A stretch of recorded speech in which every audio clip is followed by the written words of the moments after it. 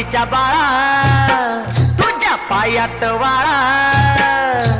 पार्वतीच्या बाळा तुझ्या पायात वाळा, पुष्पहारांच्या घातल्यात माळा, ताशाचा आवाज,